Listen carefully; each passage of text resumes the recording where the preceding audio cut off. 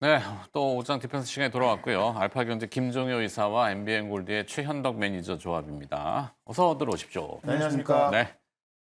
자, 오늘 또 변함없이 또 전략을 먼저 물어봐야 되겠는데 김종효 이사가 보시기에 뭐 어제하고 오늘 달라질 건 달라졌네. 어제 김종효 이사도 포인트 어제 제 귀를 열어주셨다고 제가 표현했는데 미국 국채금리 국채 시장만 들여다보고 있으면은 답은 일단 정해졌다. 네, 국채가 초반에 변동성을 좀 키우면서 4.5를 넘었다가 뭐 재차 안정되면서 10년물 기준 4.5, 네, 그렇죠. 30년물은 5%.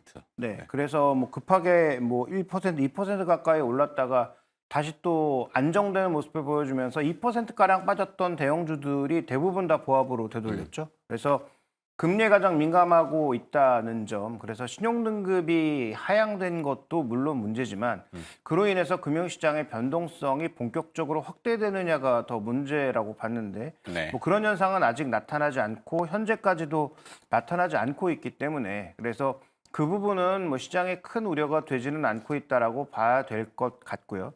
다만 이제 추가적으로 앞으로 이제 뭐 정책적 흐름이라든지 뭐 환율이라든지 국채 뭐 발행 물량이라든지 왜냐하면 뭐 최근에 중국의 미국 국채 보유가 3위로 내려가지 않았습니까? 네네네. 영국이 2위로 올라오면서 3위로 내려간 그런 상황이라서 이런 뭐 국채 습과 관련된 그런 변수들이 남아있기 때문에 모든 변수가 사라졌다라고 볼 수 없지만 신용등급 하향과 관련된 리스크는 뭐 생각보다 제한적이지 않나 이렇게 좀 봐야 될 것 같습니다. 그렇죠. 사실 뭐 S&P나 피치 뭐 이미 다 하고 무디가 그래서 후행한다는 표현을 썼는지는 모르겠는데 늦었다 뭐 이렇게 해야 되나요? 최현대 매니저가 보시기에는 일단 재료는 녹여버렸고 미국에서 그래도 뭐가 받쳐 올라오는 강세의 느낌 어떤 힘이 느껴지든가요? 이런 재료 말고 결국 이제 이 엔비디아가 좀 이겨냈다. 그러니까 엔비디아가 신용강 등의 악재를 이 AI 모멘텀 이겨냈다라고 보시면 될 것 같은데 일단 어제도 미국 시장 하락 출발하긴 했습니다만은 결국 기술주, 빅테크 위주 또 반도체 종목들 위주로 올라왔거든요. 그러니까 젠슨항이 컴퓨텍스에서 이 AI 모멘텀을 굉장히 또 강하게 설명을 했고 또 지금 마이크로소프트의 이 빌드 컨퍼런스에서도 마이크로소프트가 지금까지 어떤 그 AI로 인한 어떤 변화들 또 AI 에이전트가 지금 어떤 쓰임새들, 앞으로는 시장 상황 이런 것들을 이야기하면서 지금 마이크로소프트 같은 경우도 그 신고가 부분에서 왔다 갔다 하고 있거든요. 네. 엔비디아도 많이 올라왔고 그런 관점에 있어서 이제 빅테크 위주로 계속 강한 모습 보여주고 있으면서 어찌 보면 신용강 등에 대한 악재를 이겨낸 거기 때문에 이제 악재는 뭐 거의 뭐 소멸됐다고 보시면 될 것 같고 그 남아 있는 게 이제 관세 부분인데 네. 관세 부분 제가 볼 땐 당분간은 뭐 어떤 큰 악재나 큰 호재도 없을 것 같거든요.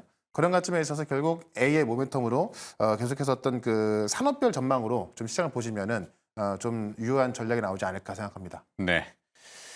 자, 그래서 시장 정리는 대충 그렇게 하고 그다음에 내려가면은 결국은 AI가 계속 시장을 끌고 올라가는데 그 후속으로 따라가는 거는 또 똑같은 얘기인데 전력, 네, 전기, 에너지 여기 이제 전력 설비로 쓰여 있는데 전력 설비 뭘까요? 구체화된 내용이 또 더 있나요?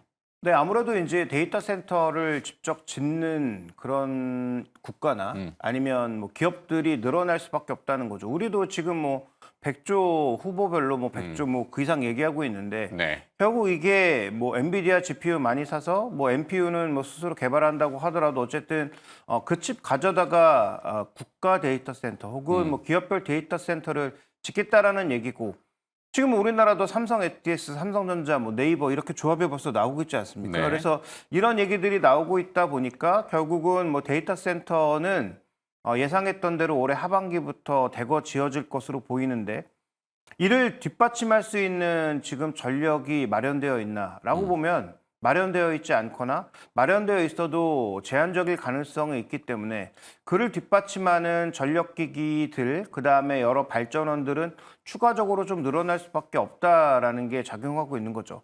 반면 오늘 이제 미국의 IRA 법안 폐지가 빨라질 수 있다는 얘기가 나오면서 뭐 변동성이 커지는 종목도 있지만 전반적인 기조는 달라질 게 없다.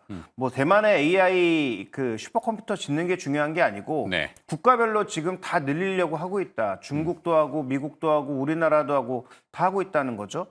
늦었으니까 또 미국과 중국이 워낙 앞서니까 우리는 뭐 가능성 없다.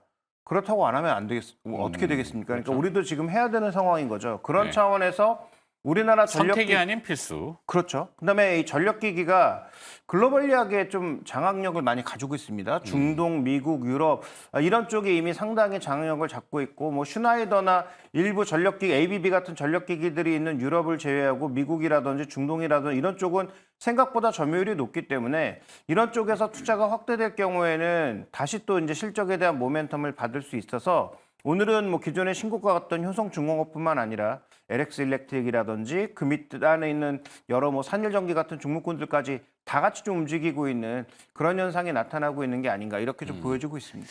자, 일단은 그 엔비디아의 젠슨 황 CEO의 발언 어제 여러 가지 해석이 있는데 제가 느끼는 또 하나는 모든 것이 이제 이 블록체인이라는 개념일까요? 중앙 집중해서 약간 분산형 원장 자체를 다 같이 공유하는 형태잖아요. 그 블록체인이. 물론 그래서 이제 가상화폐, 뭐 디지털 화폐 뭐 이런 것도 나오지만 AI도 어느 한 국가의 데이터 센터나 모든 것이 집중, 물론 주도하는 쪽은 있겠지만 집중되어 있으면 만약에 거기가 어떤 일로 셧다운이 돼버리면은 다 끊겨버리니까 약간 분산 형태로 국가별, 권역별로 조금 만드는데 또 대만에다가 하나 이제 또 이렇게 해서 인프라라는 개념을 썼잖아요. 그게 조금 눈에 와닿았다. 그래서 거기 어쨌거나 뭘 하나 만들려면은 전기 끌어와야 되고 물 끌어와야 되고 이게 기본인데 전력 설비에 대한 개념도 그래서 다시 발전하는 건지 그럼 관련 기업들 뭐 내려가서 우리나라 뭐로 봐야 될까요? 뭐 그래서 사실 어제 그 핵심을 보게 되면은 이 엔비디아가 이제 AI 칩 회사잖아요. 원래는 네. 그렇게 GPU를 GPU로 만든 회사니까. 근데 이제 젠슨왕이 엔비디아는 AI 인프라 기업이다 이렇게 발언하면서 이제 인프라스트럭처에 대한 이야기를 많이 했는데, 그러니까 AI 칩에서 시스템으로 발전했고 그 시스템이 데이터 센터로 커지면서 이 데이터 센터가 이제 인프라스트럭처로 간다라고 하면서 제가 가장 지금 핵심적으로 본 건 뭐냐면 어떻게 보면은 지금 이 AI 인프라 속에서 GPU가 핵심이었던 거고 다른 한쪽에서는 지금 이제 에이직 반도체라고 하는 이 커스텀 반도체가 생겨나고 있는 건데 어떻게 보면 따로따로 가던 시행했던 건데요. 지금 젠슨왕이 제안한 게 지금 이 GPU 생태계에다가 이제 에이직 반도체를 같이 넣어가지고 네. 어떻게 보면 퀄컴의 에이직 반도체를 이제 엔비디아 생태계에 들어오는 거죠. 그래서 퀄컴도 그런 거 만들기로 했고 그렇게 되면은 결국에는 GPU하고 에이직 반도체 따로 봐야 되는 게 아니라 어떻게 보면 엔비디아의 어떤 그 GPU 생태계 안에 에이직 반도체가 다시 들어오는 개념으로 가는 거라서 네. 어떻게 보면은 이제 엔비디아가 다 흡수하는 어떻게 보면 엔비디아에 있어서는 브로드컴이 적군이었던 건데 이제 아군으로 흡수하려는 그런 모습이 나오고 있는 거죠. 그러니까 거기에 있어서 이제 개념 자체를 AI 칩이 아닌 한 발 더 나아가서 데이터 센터 이 그 인프라스트럭처로 이야기하면서 결국 AI는 이제 인프라 기업이다라고 해서 그러면서 이제 어떤 대만의 어떤 그 새로운 그 지점까지 발표를 했던 거 아닙니까? 그런 면에 있어서 저는 우리나라랑 지금 미국 기업과 다르게 봐야 될 게 뭐냐면 결국 그런 이슈를 인해서 미국 같은 경우는 빅테크 기업들, 그러니까 AI 중심의 어떤 그 마이크로소프트라든가 아니면 이제 그 인프라를 공급할 수 있는 엔비디아 이런 기업들 또 반도체 기업들이 올랐는데 우리는 지금 어떻게 보면 HBM이 핵심임에도 불구하고 이런 반도체 종목들이 세게 올라가기보다는 에너지 기업들 위주로 올라가고 있거든요. 에너지 생산하는 네. 그러니까 원전도 그렇고 태양광도 그렇고 또 전력도 마찬가지고. 네. 그러니까 어떻게 보면은 지금 미국 같은 경우는 인프라에 들어가는 그런 기업들이 올라가고 있는 거고 우리나라는 결국 그 인프라가 다 만들어지면은 전력이 가장 중요한 거고 에너지가 없으면 돌릴 수 없다는 건데 그 에너지 공급할 수 있는 전력 인프라라든가 아니면 에너지 원 이런 기업들도 올라가고 있다는 얘기죠. 그러니까 차트도 보시면은 최근에 원전 기업들 쫙 올라가 있고 지금 전력 인프라 쪽도 한번 실적이 살짝 밀려나면서 죽었던 차트가 다시 한번 꽤 살아나면서 최근에 한 달 동안의 시장 반등도 전력 인프라 쪽에 다 나오고 있단 말이죠. 그럼 결국 지금 어제 신용강등의 악재를 지금 AI 모멘텀을 이겨내서 다시 AI 모멘텀이 강해질 것 같은데 지금 미국은 반도체가 올라갑니다만 우리는 에너지가 올라가고 있으니 네. 우리는 계속해서 에너지를 봐야 되지 않을까. 그러면서 오늘 같은 경우도 시장 지수를 보면은 이제 2차 전지가 빠지고 있다 보니까 많이 못 올라가는데 지금 에너지 원, 그다음에 전력 인프라, 태양광만 이제 지금 미국 세액 공제 악재가 나와서 잠깐 주춤하는 모습이고요. 결국 에너지 기업이 많이 가고 있다. 그래서는 우리나라 쪽에서는 이 에너지 쪽으로 이 AI 모멘텀으로 좀 접근해야 되지 않을까. 네. 예, 좀 그렇게 보고 있습니다. 예. 에너지. 항상 그렇죠. 우리도 어제 다뤘지만 또 에너지 전기를 생산해내서 그거를 이제 어디 가둬놓는 ESS를 좀 다뤄두기도 했고 네. 그리고 그것도 재분배하고 효율적 분배하는 스마트 그리드의 얘기도 좀 했고 뭐 더 나아가서는 사실 전력이 필요한 곳에 전력도 좀 수출하거나 그게 하나의 어떤 그 자원적인 걸로 되면 대북 얘기죠. 우리가 한때 왜 대북 송전 막 이런 얘기도 했고 뭐 개성공단까지만 보냈다가 뭐 그 위로도 보낼 수도 있고 그게 뭐 북한 쪽도 필요하다면은 어떤 교섭의 물꼬를 틀 수 있는 그런 것도 될 것도 같은데 잘 창의적인 아이디어를 좀 만들어야 되겠죠. 네, 일단 뭐 예전에는 뭐 몽골의 전기를 끌어온다는 얘기도 있었고 몽골. 몽골. 네, 몽골에서 우리인가? 태양광에서 전력을 뭐 끌어온다는 얘기도 있었고, 네. 그다음에 뭐 러시아 가스를 끌어 내려온다. 근데 그게 이제 뭐 북한을 통해서 내려오거나 아니면 가스관. 뭐 바다 쪽을 통해서 내려온다. 뭐 이런 여러 가지 얘기가 있었죠. 그래서 지금 핵심은 좀 전에 뭐 최현덕 매니저도 잘 지적해 주셨지만 에너지가 부족하다라는 거죠. 네. 뭔가 새로운 사업을 하고 싶고 그 새로운 사업의 중심에는 AI라고 하는 게 있는데 그 AI는 워낙에 전력을 많이 잡아먹는 괴물이라서 그 괴물을 다루려면 그 괴물을 다룰 만한 힘 이런 것들이 있어야 되니까 그와 관련돼서 저는 뭐 원전이든 태양광이든 풍력이든 ESS든 필요한 건 다 갖춰야 된다라고 봅니다. 근데 아마 이제 풍력이나 태양광은 그 전력의 간헐성이라는 것 자체가 존재하다 보니까 그걸 백업해 줄 수 있는 뭐 ESS가 필요한 것도 사실이고 그다음에 그런 전력들이 아리백을 맞추기 위해서 추가적으로 끌어올려야 되는 것도 사실이니까 지금 뭐 종목군들이 계속 급락을 뭐 뉴스 나오는 것 따라서 뭐 이게 급등했다가 저게 급등하다가 급등락을 하고 있는데 중심축을 두고 봐야 되는 것은 두산에너빌리티가 좀처럼 거래대금 상위 종목에서 빠지지 않고 있다는 게 핵심인 거죠. 그러니까 소위 에너지 관련주들이 지금 거래대금 10위 내에서 이탈하지 않고 있다. 빠지던 오르던. 그럼 그 얘기는 무슨 얘기냐? 이들 종목이 현재 지금 시장의 미인주로 간주되고 있는 거고 이들 종목이 지금 시장의 나름의 중심 메인스트림으로 움직이고 있다는 게 중요한 포인트인 거죠. 그래서 오늘은 이게 오르고 내일은 또 어떤 게 오르니까 그것 쫓아다니시지 말고 네. 일단 이게 하나의 트렌드이니까 이들 종목의 대표 종목은 포트폴리오 안에 있다면 홀딩하는 거고 없다면 조정 구간에서 조금 담아보는 게 좋지 않을까라고 좀 보고 있습니다. 그래서 태양광도 필요하고요. 원자력도 필요하고요. 풍력도 다 필요합니다. 네.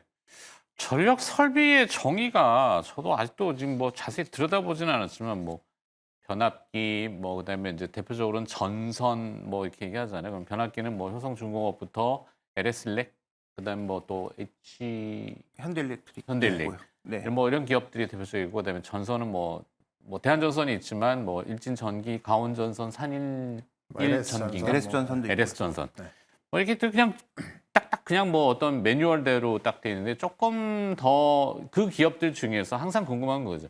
이 기업은 뭐가 좀 우리만의 특장점이고 어떤 넘사벽 아니면 허들이 좀 진입장벽이 높아서 독보적이다. 뭐 이런 기업의 어떤 포인트가 있을까요? 그러니까 어떻게 보면 LS 같은 경우는 지금 네. 북미 시장에서 어떤 그 밸류체인을 좀 갇혀 가고 있는 상황이고 효성중공 같은 경우는 현지화 전략이 잘 돼 있다는 거예요? 그렇죠. 북미 어떻게 보면 이제 관세 때문에 네. 이 북미 현지 내에서 좀 생산해야 되는 거잖아요. 그걸 좀 준비가 가장 빠르게 되었다 판단하고 있고 효성중공 같은 경우는 어떻게 보면은 어떤 투자에 있어서 가장 보수적인 회사였던 건데 그런 효성중공까지 이제 이 대규모 투자가 들어가고 있으니 그만큼 미국 시장이 커지고 있다라는 거고. 그러니까 어떻게 보면 지금 이게 이 전력 인프라라는 것이 미국 시장의 어떤 노후화와 유럽 시장의 노후화 때문에 원래부터 어떤 그 필요하던 상황이었던 건데 여기에 AI가 딱 붙어버리니까 수요가 더 폭증한 거잖아요. 그러니까 사실 AI에 대한 어떤 전력 수요는 급증이라는 말을 쓰기 좀 무색할 정도로 폭증하고 있다고 봐야 되거든요. 네. 그러니까 그런 관점에서 어떤 그 전력 수요가 폭증하다 보니까는 더 부족한 상황. 그러니까 여기다가 새로운 에너지 원까지 뭐 원전이든 태양광에서 풍력 더 지으면은 또 이걸 연결할 수 있는 또 그 전력선이라든가 이 변압기 등이 필요하지 않겠습니까? 그런 게 지금 뭐 어느 한 곳을 뭐 집중되고 있는 것이 아니라 미국과 유럽이 다 나오고 있는 거고 지금 결국 AI로 인해서 어떤 전력 부족이 나오는 거 봤을 때 이게 뭐 단기간 어떤 그런 것에 그칠 것이 아니라 계속해서 나올 가능성이 있다는 거죠. 그러니까 오늘 같은 경우 뜨는 부분이 어제 이제 젠슨항의 발언을 보게 되면은 결국 이 데이터 센터를 계속 지어야 되는 부분 또 계속해서 볼 수가 있을 것 같고 특히나 우리가 이제 전력 수요를 보게 되면은 어제 이제 그 또 젠슨랑의 발언에서 결국 추론으로 갔을 때 이 연산이 필요한 게요. 우리가 이제 챗GPT 같은 경우는 단일 응답이잖아요. 네. 근데 단일 응답보다도 연산으로 가게 되면은 연산이 100배, 1000배 더 많이 해야 한다고 합니다. 연산을 100배, 1000배 더 많이 하게 되면 그만큼 전력 수요가 더 많이 들어가겠죠. 그러니까 흔하게 우리가 이제 지프리 푸사도 한때 유행했었는데 지금 지프리 푸사 같은 경우도 그냥 챗 GPT의 그 어떤 텍스트로 질문한 것보다도 어떤 그 푸사로 이야기했을 때 전력 수가 10배가 더 늘어나고 이걸 영상으로 또 그 영상 그 어떤 이미지에서 영상으로 바꿨을 때 또 10배 이상 늘어나거든요. 네. 그럼 100배가 늘어나 버리는 거니까는 이 전력 수요가 점점 우리가 어떻게 보면은 뭐 2배, 3배가 아니라 뭐 10배, 100배가 가버리는 거니까는 그런 관점에 있어서 어떤 이 전력원이라든가 전력 인프라에 대한 수요가 상당히 좀 빨리 필요할 수밖에 없는 거죠. 그런 관점에 있어서 어떻게 보면은 우리 전력 인프라 종목들이 사실 미국 시장이나 유럽 시장이 좀 들어가지 못하던 상황이었던 건데 지금은 뭐 그 수요가 워낙에 넘쳐나니까는 우리한테도 그런 기회가 뭐 그 재작년부터 오고 있던 거고요. 지금은 그 수요가 더욱더 강해지고 있어서 정말 어떤 투자에 있어서 가장 보수적인 효성까지도 이 대규모 투자를 단행하니 그만큼 시장은 정말 커지고 있는 것이다. 이런 정도로 인식을 좀 한다면은 아마 에너지 쪽에서 어떤 수요가 얼마나 커질지 아마 좀 감이 좀 오지 않을까 이렇게 한번 생각해 봅니다. 글쎄요. 또 똑같은 얘기 똑같이 그러니까 뭐 그런 거 예전에 뭐 해저 케이블인가 뭐 하는데 우리나라 기업 중에 이제 그 사명을 까먹었네. KT 서브마린. 서브마린. 네. 근데 하여튼 뭐 그 길게 하여튼 이 끊어지지 않게 쭉 깔아야 되고 그다음에 뭐 바닥에 이게 뭐 배가 지나가다 그물망에 걸리면 절단되고 막 이런 것들을 다 피해갈 수 있는 독특한 기술력 때문에 뭐 전 세계적으로 인정받는다 뭐 이런 거 있잖아요. 우리가 왜 2차 전지 보면 한때 동박을 이렇게 뭐 하는데 동박이라는 게 너무 얇다 보니까 작은 거에도 툭 끊어지는 거잖아요. 근데 그거 안 끊어지게 쫙 뭐 그 예전에 껌종이 이렇게 쫙 벗겨내듯이 네. 그 기술이 뭐 독특해가지고 우리나라가 막 이슈가 되고 막 이런 것들 있잖아요.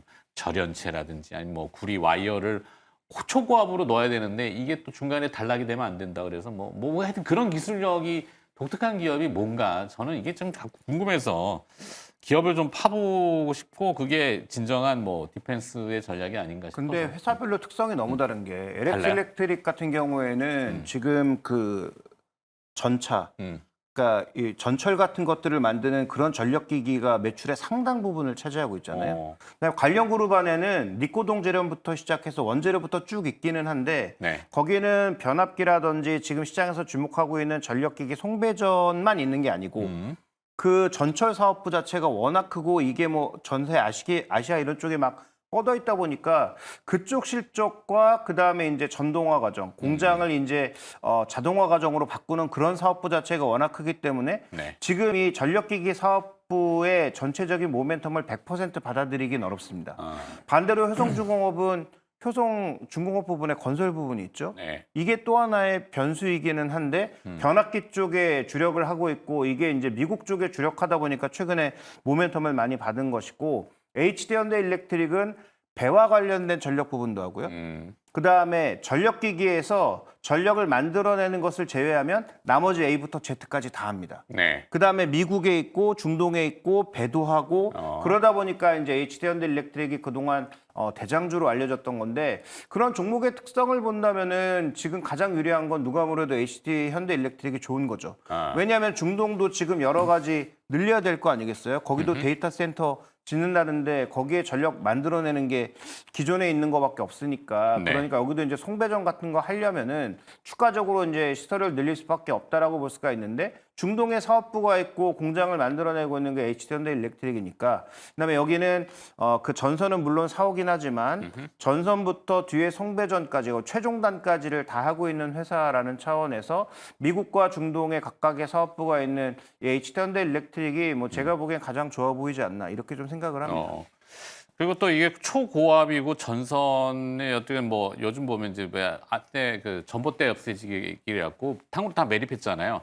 통신 케이블하고 전력선하고 같이 묻어가지고 그러면 초고압 전력과 통신 간의 어떤 교섭, 간섭 이런 걸 또 잘하는 절연체라든지 뭐 이런 기술들 조금 궁금해서 아니면 방산 쪽으로 뭐 우리 한때 그런데 아파치 헬기 뭐 같은데 들어가는 전선 길이만 한 40만 킬로미터래요. 그게 그러면 그런 군수용 특수 전선들 뭐 이런 쪽은 뭐 해당되는 사항이 아직 포착된 건 딱히 없겠죠? 근데 지금 이제 이 전력 인프라 종목들 올라가는 모멘텀이 어떤 뭐 방산 쪽보다는 그러니까 지금 결국 이 AI 수요 때문에 넘쳐나는 어떤 그런 전력을 좀 대체하기 위한 것이고 또 아까도 말씀을 드렸지만은 워낙에 노후화로 인해서 교체 수요가 상당히 좀 강했던 모습인데 네. 수요가 넘쳐나니까는 더 빨라지는 거거든요. 네. 그래서 그런 쪽이 어떻게 보면 좀 거대한 모멘텀이 되는 것이라서 네. 뭐 다른 쪽에서 뭐 얼마나 뭐 그런 모멘텀이 나올지는 그러게. 뭐 그것까지는 뭐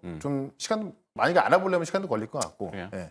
자, 하여튼 뭐 선박이나 뭐 요즘 하여튼 창의적으로 이렇게 뭔가 이쪽 산업이 이렇게 가서 전선 수요가 어떻게 되고 어떤 기업이 어떻게 특성이 있고 뭐가 이런 걸 좀 파악해가지고 우리가 좀 풀어봤으면 좀 더 흥미롭지 않을까 생각이 들어서 여쭤봤고요.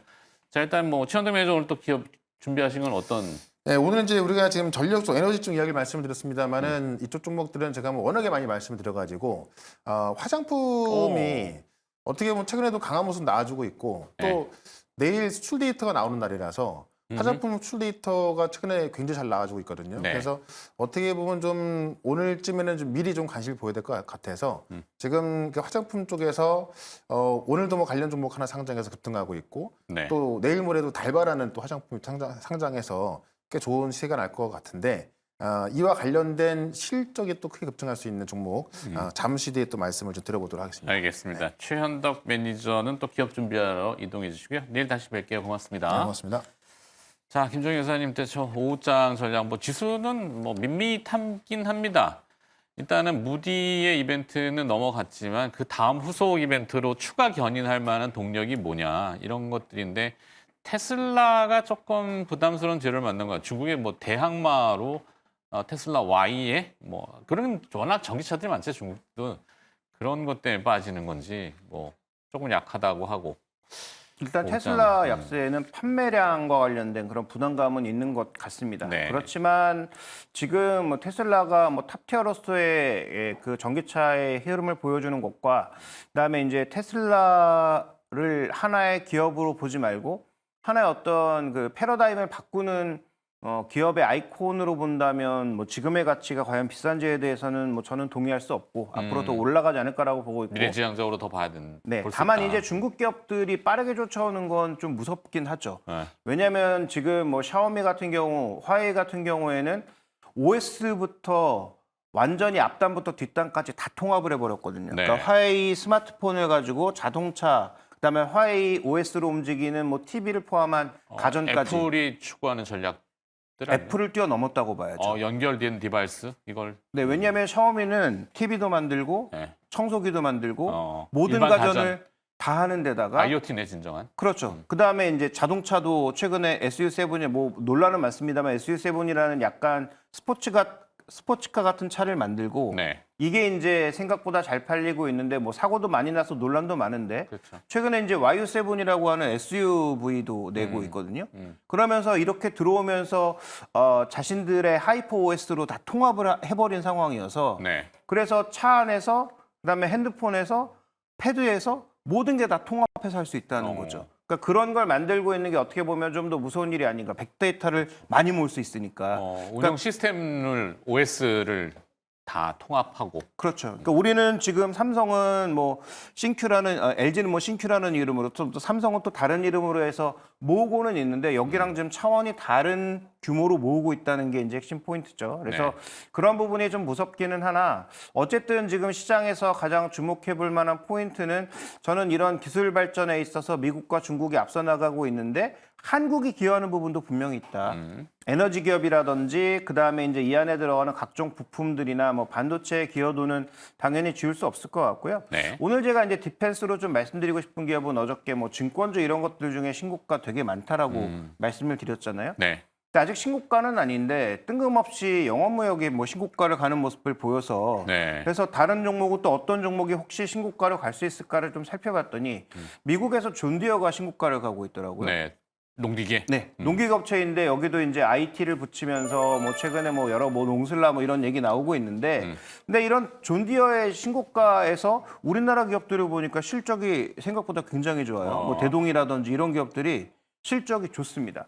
그렇게 본다면 이런 농기계 기업들도 실적적인 측면에서 환율 측면에서 그다음에 미국에서 고용하는 사람이 트럼프 정책으로 인해서 줄어들면서 농기계 쪽이 좀 뭔가 움직이지 않을까라고 봐서 그런 종목군들도 한번 보자라는 말씀을 드리고 싶습니다. 좋네요. 신선하네요. 자, 우크라 재건 이슈는 제가 별로 안 좋아해서 왜냐면 오염 좀 탄 것 같아가지고. 근데 농기계 쪽은 뭐 그럴싸한 내용이 좀 있을 것 같네요. 자, 오장 디펜스였고요. 알파경제 김종효 이사가 오늘 수고하셨고 내일 또 뵐게요.